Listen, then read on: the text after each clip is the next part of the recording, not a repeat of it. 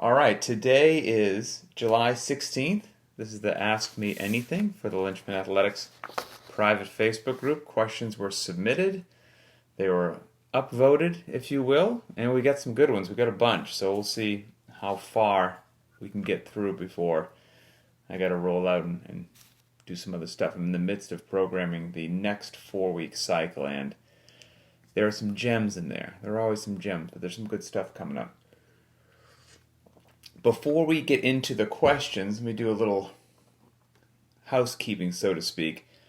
So, Lynchpin Athletics meetups, in-person meetups, those are without question going to happen. Of course, we happen to be in a little something called COVID-19 right now. But once that passes, whenever that is, and meetings in public are good to go, then I don't know how many we'll do over the course of the year, but we'll start throwing out things, be it in Washington State where I am. If my family happens to be traveling to some other state, I'll put the word out and we'll try to get together in a park in that particular city or whatnot. We'll throw down a workout. Everybody can bring a cup of coffee. We can just sit around and talk and actually say hello to each other in person. So, Lynchpin meetups, yes, on the docket, will be happening. What else? Oh, just to clear up any confusion. We put this out there in a couple of videos, but I know that not everybody watches every video, so sometimes things can get missed. So we all remember 5-6 weeks ago when everything went crazy in the CrossFit world over emails and tweets, and people were de-affiliating and distancing themselves from CrossFit and all that stuff. And at that point in time, when the world was on fire, and we didn't think that any change was going to happen potentially, CrossFit Lynchpin, which was the name then, said, hey, we can't continue like this. We can't continue as a CrossFit affiliate if this is what the future looks like. And then in the next week or so, CrossFit HQ did a whole bunch of things right, from apologies to leadership changes to a whole bunch of unprecedented things. Based upon that new information, myself and a bunch of other affiliates said, hey, if that's what the future looks like, we're in. We want to be part of a positive future moving forward. Absolutely. So even though the name has changed to Lynchpin Athletics, which I really like the name is here to stay. Lynchpin Athletics is a 100% CrossFit affiliate. So just so everyone's aware of that. John W. asked a question that I'll just touch upon real quickly because we mentioned it a while ago, and that was something which he lovingly called the Lynchpin Games, and will that happen? So, and that was based, I think, maybe on a question that Pedro had last week, which, threw things around, such as, well, maybe we'll use the Dirty Dozen, the Lynchpin 12 test, and see where people shake out from that. So I am currently, the answer is yes, Lynchpin Games will happen. What exactly that's going to look like, I'm not sure, because I want to do it properly, I want to do it right. So I have been and will continue to have some talks scheduled with Beyond the Whiteboard to see how many workouts we should do, how many a week should it be, should it be worked into the regular programming, should it be something extra so that you can participate if you want, you don't have to if you don't want to. Should it be the 12 tests? Should it be something else? Etc., etc. And some of those affect how data is entered into the leaderboard. Oh, to do it right is not just a simple, yeah, sure, we'll do it. I want to do it right. And so, yes, it is happening. I'm working on those things at the moment, and as quickly as I can make it happen, there will be some sort of Lynchpin Games, if you will. And again, I don't know if it'll be the 12 tests, or maybe some of the 12 tests, and then I'll create some other workouts as well. My goal will be to have as many people be able to participate as humanly possible, and some of those Lynchpin 12 tests are very user-friendly, some are not user-friendly. So that would, by its very nature, eliminate some folks. So I'm trying to take all that into consideration. So it's going around. So I think that's about that. We're ready to dive in. And how about that 3-rounder yesterday with the 200-meter shuttle runs and just the innocent dumbbell power cleans and the dumbbell push press?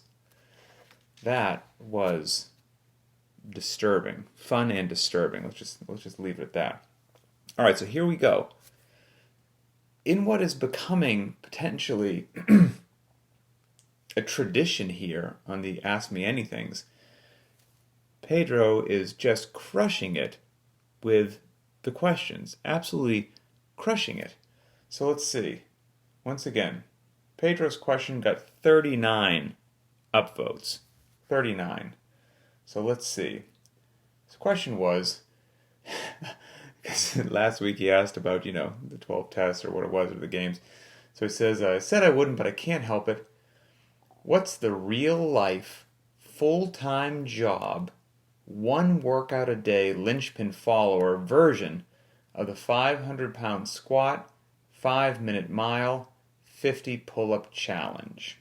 So anyone who doesn't know what he's talking about, there's a gentleman by the name of Adam Klink who works out with a CrossFit legend, Ben Smith.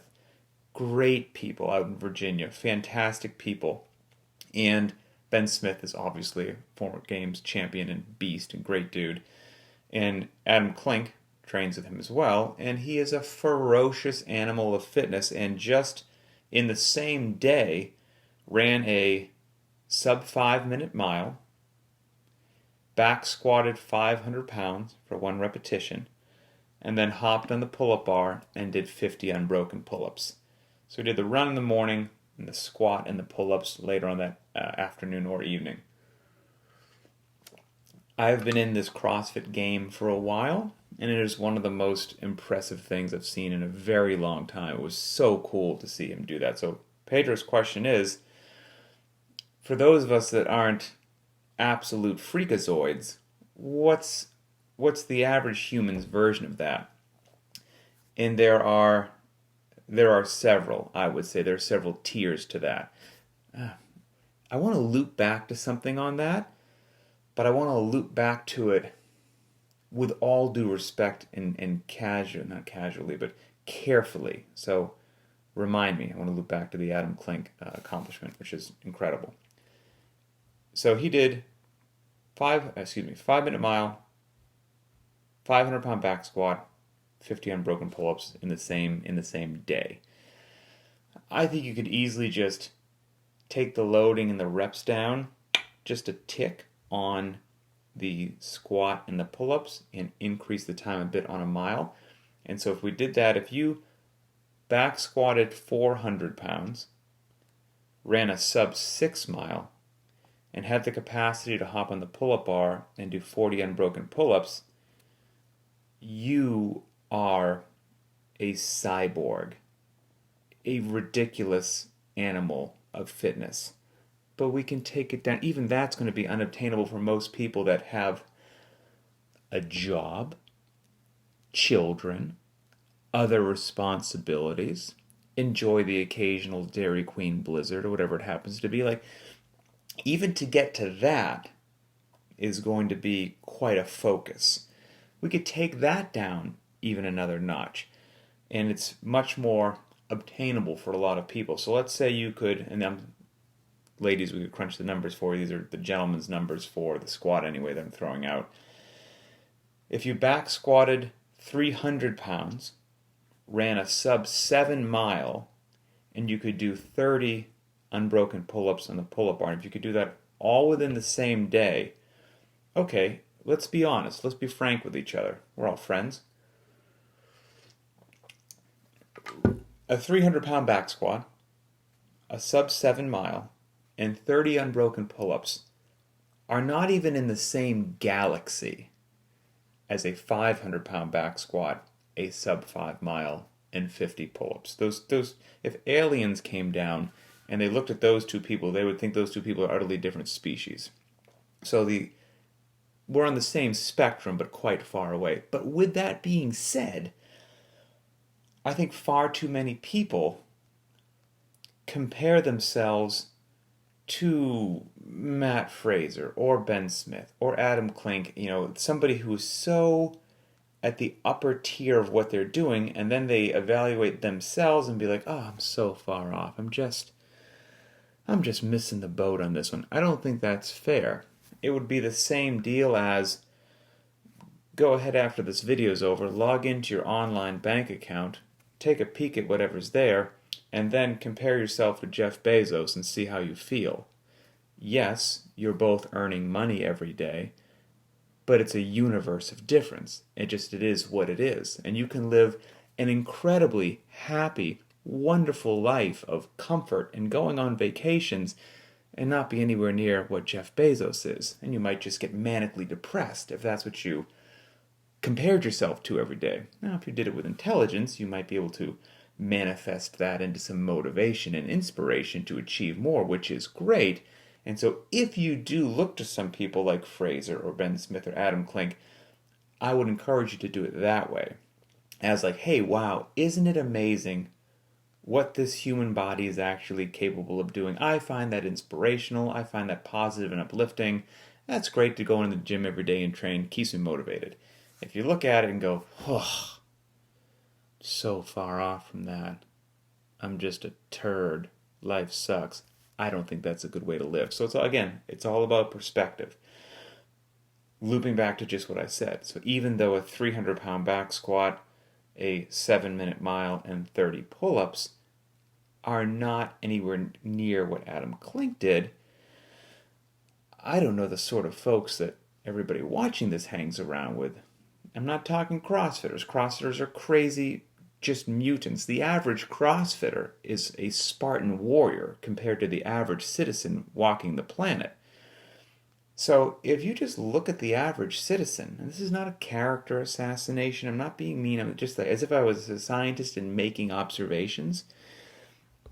I know we got COVID going on, so malls aren't open, but if you went to the average mall and just looked at society, went to the average water park and just looked at society, and if you were one of those people who could back squat 300 pounds, run a sub 7 mile, and hop onto a pull-up bar and do 30 unbroken pull-ups, I don't think there's anything that life is going to throw at you in the normal course of action that you are not going to be not only prepared for, but overly prepared for.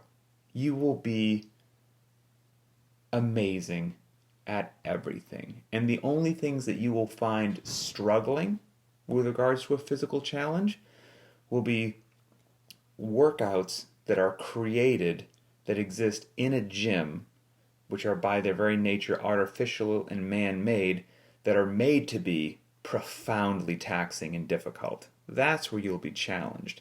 Out in regular life, working in your yard, going for a hike, playing with your kids, changing the tire, I don't care what it is, you are going to crush life. So yes, if I think at the average person deal, if you had a 300-pound back squat, a 7-minute mile, and 30 unbroken pull-ups, you're golden. So that's kind of my take on that one. Okay, next one was from Brandon. Brandon got 18 upvotes. Let me scroll through, see what was on. My internet's being very weird right now. It's very slow, and that's very annoying. Brandon, here we go. Oh, okay, here we go. Brandon, are there any moves in the CrossFit community that you feel are overrated and underused? Likewise, any moves or modalities that you feel are underutilized? Lastly, I'm curious if there's anything you like planning in your own workouts that maybe doesn't make its way into the linchpin programs because it's either more advanced or just more specific to you, whereas linchpin needs to touch as many people as possible. Gotcha. Great question. And we could stay here for a while. All right, let me start, and then I'll see if I go down a rabbit hole. Oh, and I didn't go back down that rabbit hole I wanted to about Adam Klink. I'm going to make myself a note that says Adam-rabbit hole. Let's see if I remember to go back there. Okay, so Brandon's question. Yes. I think in general I've been very vocal about this. I think if I look at what a bunch of people are programming as a whole, gyms as a whole, I think they've fallen into a trap that I don't think is the best route to GPP, to general physical preparedness. I don't think it is the best route to healthy knees, backs, and shoulders for decades to come. I don't think it is the route to long-term health and fitness. And that route, that trap that I think a lot of people have fallen into and are doing too much of is, I think too many people are just obsessed with the heavy barbell, obsessed with the heavy lifts, obsessed with doing some lifting on the side, judging your fitness by what your Olympic lift numbers are or your power lift numbers, and not realizing that those are just a slice of the pie. And they are not the biggest slice of the pie. They're not the smallest slice of the pie. They are just merely another data point for you to look at. And with all the other 50 data points that you have, you're trying to push them all forward and not giving too much dominance to one that shouldn't be given too much dominance. So yes, I think there's too much of that. I think there's too much just barbells every single solitary day. And I say that not only based upon my 15 years of CrossFit and everything I've done there and running Linchpin, but then also just, the position that I find myself in the community. I hear from a lot of people. A lot of people reach out to me with the direct messages, emails, the whole 9 yards. And I hear so often that I would be foolish to think it was just a coincidence, because it's been hundreds of times of people who have lived that life of the heavy bias program, the lifted every day and then try to do a short workout afterwards. And it all seems to be cool for a month or maybe even a year. But I eventually hear from those people feeling bad, feeling broken down physically. Their body just can't handle it, being broken down mentally. It just beats the motivation out of them. And then they finally reduce or eliminate all of that and get down to the core basic classic stuff that just works so well, is hard as heck, but yet it challenges you, but yet does not overtrain you, and things seem to go well. They seem to go really well. So I do think that is something which is overrated and happening too much. There's so many rabbit holes that we could go down. Holy cow. And also, how to say this? So, my fan got very loud. Hold on. Here's my fear, is that people will take one thing that I say and take that one piece in isolation and not in the broader context of the point that I'm trying to make. They'll just quote snipe one little thing. So, from what I just said about, too much emphasis on the heavy lifts and all that can then be quote sniped into, well, Pat doesn't see the value in lifting heavy, which is utterly and completely preposterous, incorrect, and wrong. It's profoundly important, which is actually why Linchpin respects it so much and gives it the respect and time that it needs. And that's why we say respect the heavy days and do them right. They are critical. And then guess what? Great things happen.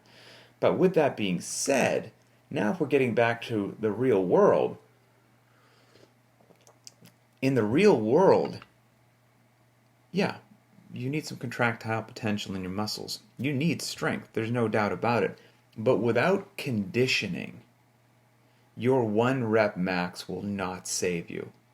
Because the real world is not a powerlifting competition. It's not an Olympic lifting meet. The real world is usually a moderate loading for longer than you want to move it around at a very high heart rate, and you're pouring sweat. So if you do not have conditioning, I've seen it too many times, all this strength that somebody has worked so hard to build is just poof, gone, just evaporates, deteriorates. So yes, heavy lifting, critical. Lifting, amazingly important. We do it at Linchpin. Linchpin is not a conditioning program. Linchpin is not a strength program.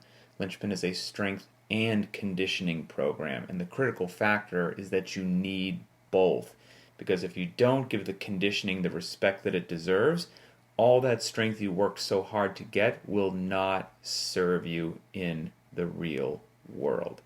So, Brandon, to get back to your question, things that I think people aren't putting enough emphasis on, I need to go back to, conditioning. Conditioning. It's It's absolutely mission critical. And everybody knows that we don't shy away from that at Lynchpin. As much as we respect the heavy days, we're not afraid to run and sprint and do death by rower or your death by the bike calories or 5 by 500 meter repeats on the rower. I mean, obviously all our mixed modality workouts have conditioning in there as well. I mean, it is conditioning. So, and then above and beyond that, we could go down the same road about gymnastics, but how critically important gymnastics is, your ability to move your own body weight. But doing it is just a grind, and it doesn't look as sexy as posting the big weights on Instagram, and so you don't see it as much, and therefore it can be easy to have it get into your psyche that it's not that important. But it's just a video of practicing your handstand. Isn't that cool? A video of you just quivering like a leaf trying to extend your L-sit isn't going to get a tremendous amount of, sponsors lining up at your door. So, anyway, that's that. And things which are underutilized or not given the respect that they deserve: medicine ball cleans, ring rows, barbell bent over rows, dumbbell walking lunges. I mean, there's just some gems in there. Some absolute gems. So, okay. That was...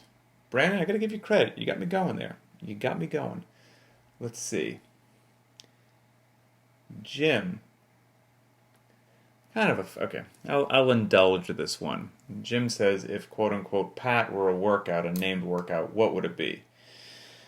I don't know exactly what the, loading, rep range, things like that would be. Just out of pure love of what I love, it may have to be a couplet, because I think couplets are beautiful. At the most, a triplet. Let's not get carried away. Couplets are gorgeous. And I would have to, things which I adore, not saying that I'm great at them, but I adore them: dumbbell thrusters, rope climbs, and running would be a wonderful place to start. So that's Jim's question. All right, continuing along. Jason asked something about advice to a new CrossFitter. Let's see if I can find his exact question here. Jason. I've got a bunch of comments here, so it's going to take me a sec just to scroll through. Here we go. Jason Kitchen. What are the 2 most important points you tell somebody just starting out in CrossFit? It's tough to get it down to just 2. But let's say, first and foremost, I would want them to understand some quintessential fundamental CrossFit methodology, such as mechanics, consistency, intensity. And in that order. It's presented in that order for a very deliberate purpose. Work your mechanics, focus on technique. Technique is where your head needs to be on year 1 or year 10. Always trying to make it better. And then we want to have those mechanics be able to sustain themselves consistently as you start to move a little quicker, as you start to move a bit more loading, as you start to get a bit more out of breath. We don't want to see them deteriorate. We want to see you be able to have those proper mechanics and apply them consistently. And then and only then do we be concerned with intensity. We understand that intensity is critical to results, but we also have to understand that it's the last piece of the puzzle, not the first, not the second. And that intensity is also, it's just not absolute all the time, that a relative intensity is such a critical part of doing CrossFit properly and of being able to do CrossFit in a fashion that is sustainable for decades without you getting burnt out, be it physically or mentally. So I'd want them to understand relative intensity as well. I know you asked for 2. I apologize. We'll keep going. And then another one which is just easy is to just have fun, right? We are just working out. Have fun.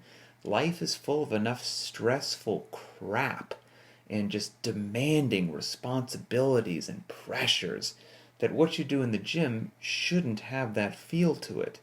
It should be, as I've said before, the best hour of your day.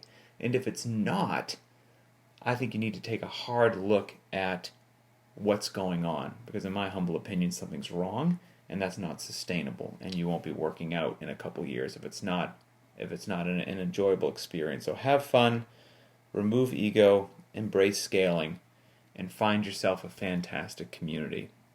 Be it working out with your neighbor, working out with your family, working out with your spouse, working out with whatever, engaging as we do online on a regular basis, lifting everybody up, sharing stories, supporting each other. You've got to find yourself a community so that you can do this for the long haul. So that was my 2+ things there. Levi, here we go. Levi had a couple. One of them has 16 likes. Levi, here we go. Question more for the community than directly for me. Want to make a quote-unquote Apocalypse August a community thing for those with dumbbells. So, for those unfamiliar with it, obviously everyone here knows I'm speaking just to the Lynchpin Athletics private track at the moment, but this will eventually go on YouTube where other people can see it. Our limited equipment crew, the dumbbell crew, we lovingly refer to them as our zombie apocalypse team because they're as tough as woodpecker lips. So, somebody would like to know if we can have an Apocalypse August where if you've got dumbbells, you do the limited equipment option every day. I'm not here to tell you how to live your life, but I'm here to tell you I think that's a fantastic idea. The dumbbells are tremendous. There is benefit and variance there almost like no other. You will not be shortchanged, and our community is full of people that had to embrace the dumbbells and leave their barbell behind for one month, 2 months, upwards of 3 months due to COVID and things like that, and then return to the barbell and were either shocked at how close they were to previous barbell PRs, even though they only had a pair of 50-pound dumbbells, a pair of 35s, or even achieved PRs. So the dumbbells are fantastic. They are magical unicorns, and I do hope that everybody does the Apocalypse August.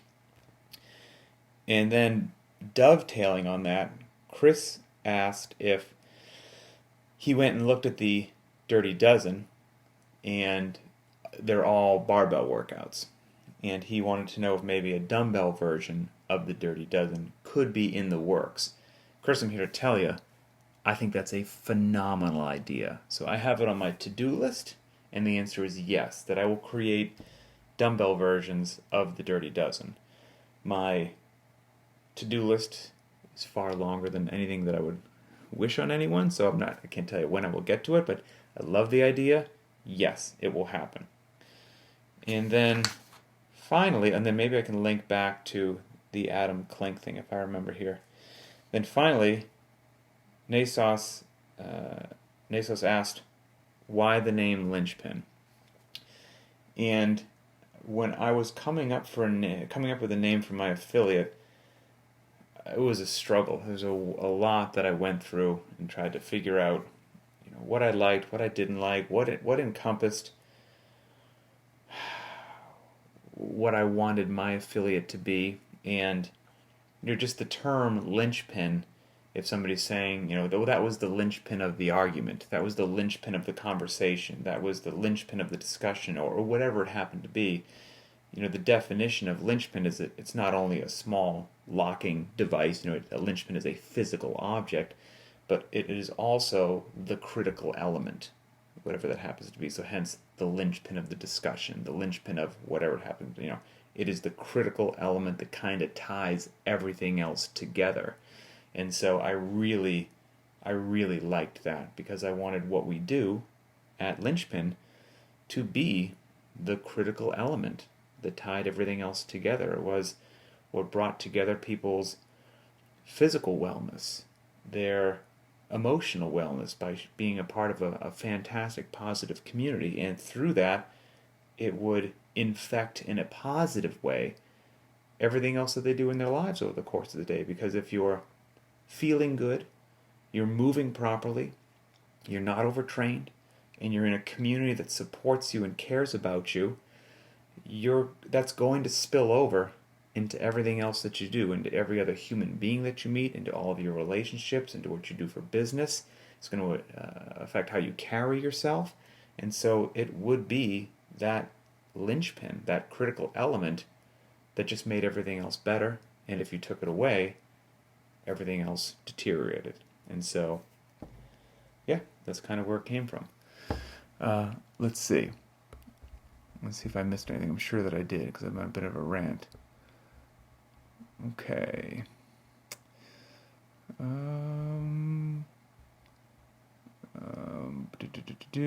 right, here we go. Okay. All right. I think we're doing well. So I'll touch on the last thing that I wanted to before I get out of here, and that's the rabbit hole that I said I could go down about Adam Klink. And here's why I'm hesitant to do it. Because, like everything else, context, right? Context. I don't want somebody to quote snipe what I'm going to say here and paint it in some negative light. Whatever. So there's a couple things that jumped out at me. And one of them is what Adam Klink did is incredible. 500-pound back squat, sub 5-minute mile, and 50 unbroken pull-ups all in the same day. So, and this is maybe just the former games analyst in me, just, looking at things. You might hear that capacity, right? And be like, holy cow, that's mind-boggling. I don't know a lot of other folks with that. So, was he second at the games? Was he first at the games or whatnot? And then you learn he's been a 6-time regional athlete, but never actually made it to the games. And now here's the thing. That could be taken out of context as me trying to slam Adam, which is 100% not what I'm doing. Not what I'm doing. I just find it astonishing that you can have that much physical capacity of the sub 5 mile, the 500-pound back squat, and the 50 pull-ups, and not have made it to the games. Point being, those people that you do see at the games are on a level that is out in the stratosphere. And there are some folks at the games, plenty of them actually, plenty of them, that don't have a 500-pound back squat and a sub 5 mile. Which again, just the way that my mind works from analyzing the games, being a programmer and whatnot, is truly fascinating because it just speaks to how many different areas of fitness have to be elevated in order to achieve something like going to the games. Okay, that it would be possible to have a 500-pound back squat and a sub 5-minute mile in the same human being, but not watch him at the games. It's nothing more to me than it's just a very interesting point, right? And so then you take somebody else that maybe doesn't have a 500-pound back squat or a sub 5 mile, but they must have, then if we measured 50 other metrics, well, Adam might have them beat on the back squat and beat on the mile. Over the course of the 50 other metrics, it must average out that other individual places higher on the fitness scale. So again, it's just a fascinating comparison and thought discussion in my head as to why, and it relates back to some things that I think people can get wrapped around the head about, which is, well, if I just bump up my deadlift to this super high number, or if I just bump up my clean and jerk to this super high number, or my back squat to this super high number, it's going to bring everything else up, and then I'm going to be a super fitness robot, and no one's going to be able to touch me. And it's just not that simple. It's just not the way that it works. So I hope that came off properly as just an interesting thing to talk about and discuss. And in that same phrase, me saying, what I saw Adam do on his YouTube video is one of the most impressive things that I have seen in CrossFit for a very, very long time. And that dude is an animal that has 100% of my respect and admiration. And if you watched his YouTube video, which I highly encourage you to do, it's fantastic. That man has a pain tolerance as well. You watch him run, he is not built like a runner, and he held like 73-second 400s 4 times in a row. He is a beast. And here's another thing that leapt out at me that I think, so many things, like I said, just how to phrase this properly. So he's got these big things he's trying to do in the same day.